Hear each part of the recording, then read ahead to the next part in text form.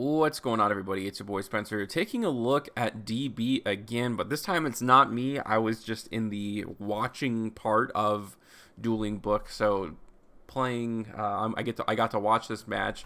Top guy has 1,096 ratings, so he's like in the top 100 of DB, and the other guy Emerald Crown is 435. So this is Adventure Virtual World versus Tenyi Swordsoul. I'm going to hide the hands because I don't want to ruin anything because it's a really exciting match. And obviously, if you saw the hand, you would know it was coming. Okay, starting off with a Quan Loon, which is pretty good because that's going to let you grab Chuchi, and we'll see what he starts with. Does he have a virtual world name? He does. So it's GG. Definitely not the worst thing to start your turn with because you get to add back at the end of your turn. And also, of course, you get to send a Qinglong, which Qinglong can search you the card that you always want to get to, and that is Lulu. So Lulu can go ahead and activate. Oh, and then you do have to pitch, so he's able to pitch a Xuan Wu, which is great. Additional follow-up. So far, nothing in terms of hand traps from the opponent. And they can drop another Qinglong for follow-up next turn, and add the, I forget what it was called. Oh, I guess we'll find out in a second. Kieran or something like that. I think that's what it's called. This lets you dump an additional, so you get to send one and then the other type, which you didn't. So probably targeted a monster. So that's Lily, excuse me. And they can go ahead and level manipulate there. Increase the level because you can't make the level of something 0. And that will go ahead and go into a Sulkin. So as long as he has something to set, he can get a free body out. But the effect veiler does come down, so pretty unfortunate. And they can go ahead and special summon with emergency teleport. Of course, that's not just good for Xiamen. You can also summon out virtuals. So this is a non-tuner, so we'll see what they end up going into. They go into a Stardust Charge Warrior. That lets them draw one card to maybe get something. Also looking at the banish, so Chuchi is online, which is, pretty important. Thinking. And they're going to go ahead and activate the Water Enchantress. So probably the rip off top, because otherwise you want to go through your plays first to have Griffin as the negate to kind of protect what you're doing. And also, you don't have to synchro summon with the Griffin. Although I guess you do have level 3s, right? So you probably do. But you would definitely start with this. So that was a pretty sick rip, if I were to guess. So they can bring that out, go for Fateful Adventure. Do they have something that they can special summon to trigger? They do. There we go. So more synergy. Pretty cool. I've never seen this before. So Xuan Wu can go ahead and banish and bring this back. And I think you do have to discard whatever's in your hand. It's a Nibiru. Okay, so going all out, obviously, because you could play it conservative with the pop and have Nibiru. You don't know technically if it works against your opponent, so maybe you do have to go for it, but that's going to trigger Fateful Adventure. So you go ahead and add the Draco back. Then you can add the Wandering Griffin Rider, discard Draco back, effect to equip, and then Griffin. So 1 disruption, 2 disruptions right now. The token's kind of hard to get rid of, I suppose. Not that it's a disruption, but you can turn Stardust and the Lulu into Shen. All right. Yeah, so obviously, Effect Failure was pretty good, because otherwise it'd have Crystal Wing Crystal Wing Dragon, right? Jeez, I feel like I'm losing my mind. Okay, but, that was negated. So they would have had an additional monster negate, which you get a pop, you would have had a monster negate, an Omni negate, everything's banished. It's very good. But you get to add back Lulu there at the end phase. Good thing they remembered that. And, Forbidden Chalice to start out. So that definitely helps. Do you not negate this? I mean, yeah, fair enough. Well, okay. Here's how I see it, right? Your opponent's going to start out with targeting the Shen. So does that mean inherently that it's very bad for them? Because obviously I know they're playing Swordsoul Tenyi. So that card's obviously pretty decent. Though you do definitely want stuff in the graveyard if you have your Tenyi stuff. I don't know. But if they just normal summon Monk, obviously they're pretty good. Although I don't think Chi, I think it's 27 attack. Maybe they're both 28. I'm sure we'll see at some point. But okay, makes sense, right? Chuchi targeting because you don't want them to be able to bounce this to get rid of your disruption. An Omni Negate's probably better than a Pop. Or they could have brought any of these back, right? So shuffle. Okay, so they're going to target with Heavenly Dragon Circle to tribute it, so that misses timing. This card's insane, in my opinion.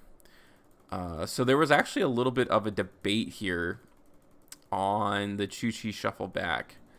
And I thought this was a cool reason to show this replay. So if it misses its target, does it still shuffle back? It says you can target one face-up card on the field. Shuffle 2 of your banished cards with different names from each other. Because I think the target and the shuffle happened at the same time.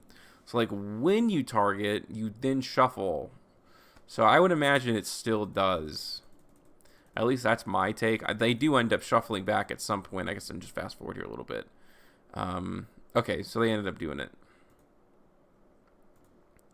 And, okay, of course, every Swordsoul player, like, typical Swordsoul hand, right? Vishuddha, Heavenly, Pot of Desires, Effect Veiler, Forbidden Chalice. Must be nice. And who knows what the other card they have in hand is now.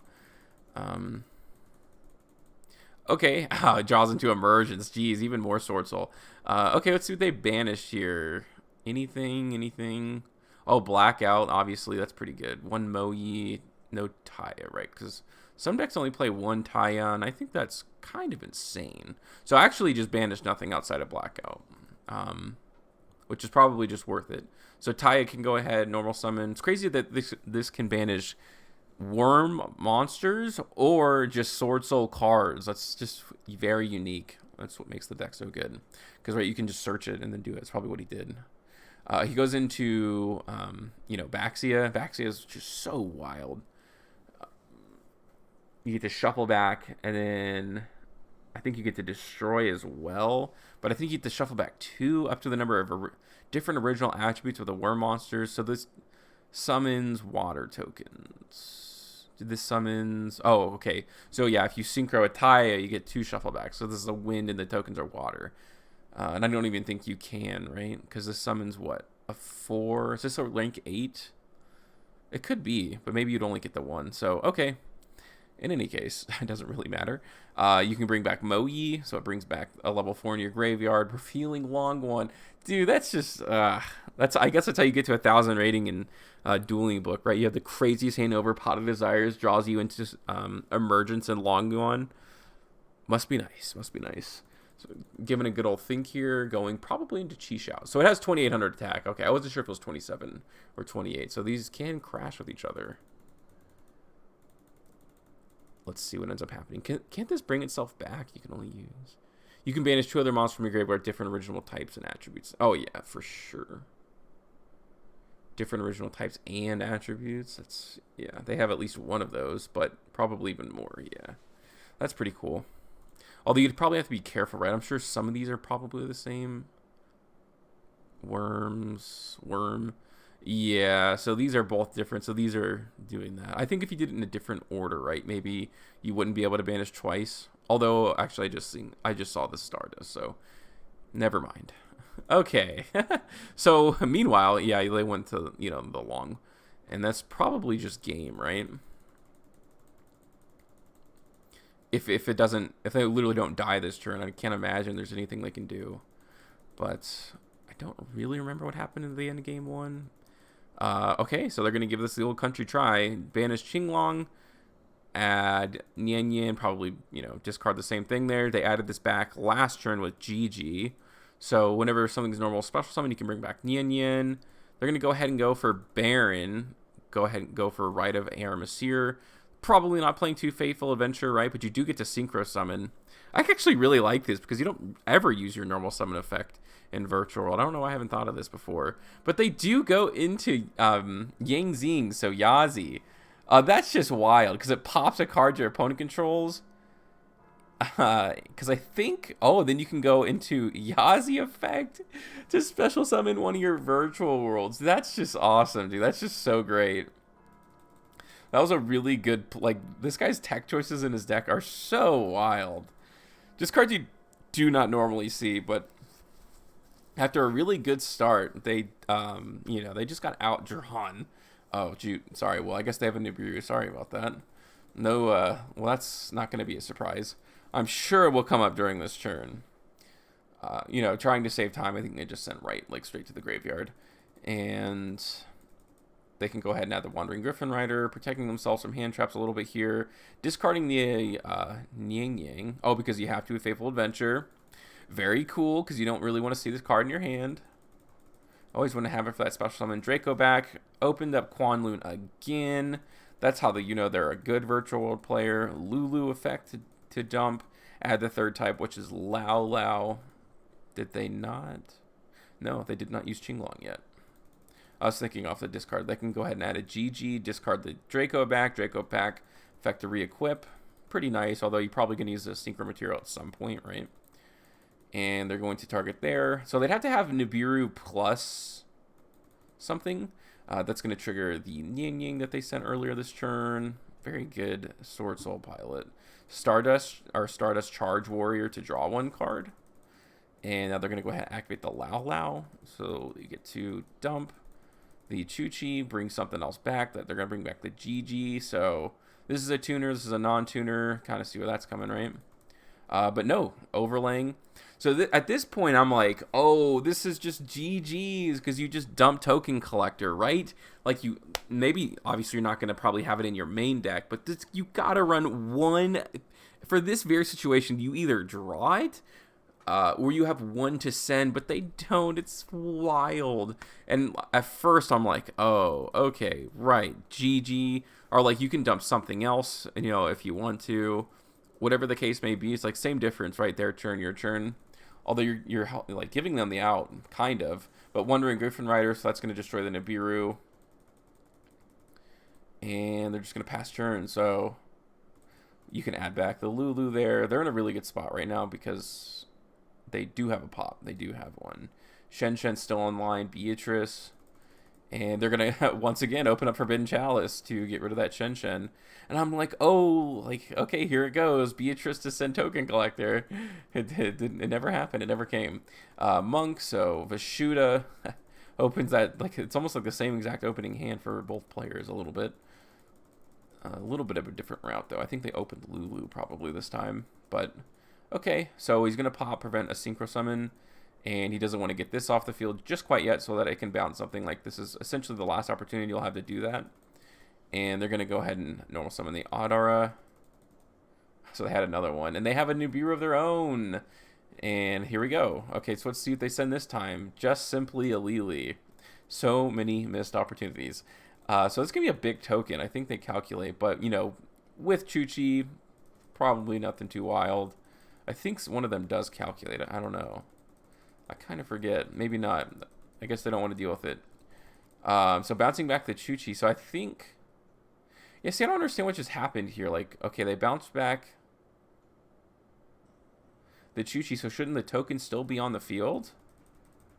I feel like that was a mess up. I'm not going to lie to you. But, okay. Right. Summon out the token. And they can activate Faithful Adventure. So this really just is like a synchro engine at this point, kind of.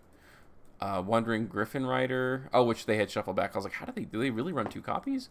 They can dump a Chuchi. Kind of wild. They must have another way to get to it, or they're going for it. 9,700 defense. So they're going to have to find something interesting to get around it, and they do. So, what's it called? It's the one that basically you discard, you get to pop two cards on the field. That's what it does. So he's like, well, that's just game.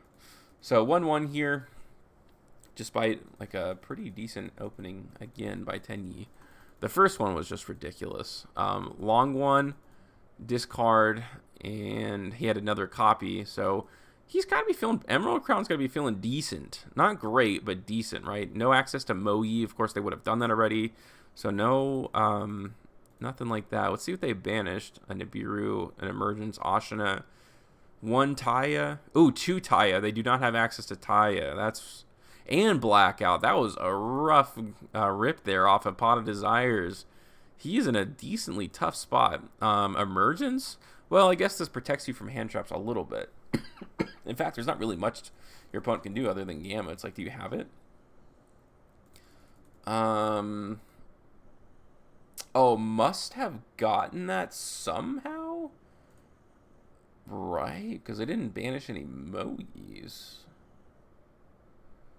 What did they normal summon? That's strange, is it not? I could just be dead wrong, but why would you not search Moyi? Normal summon. You didn't normal summon this turn. And you have protection from hand traps as well. Maybe you just feel so good about anti-spell, but what does Ashina do for you? Not sure, not sure. Tries to summon out Wandering Griffin Rider. Negate. But why? Why would you do that? To whom benefits from that interaction? Also, this card's just like not It's not the greatest thing in the world against Virtual World, for sure. I mean, like, this isn't the grave. Like, they're definitely going to be able to play. And I feel like at some point they can just pop this anyways. Why would you negate that, though? Maybe that's like, oh, they have Fateful Adventure, but you...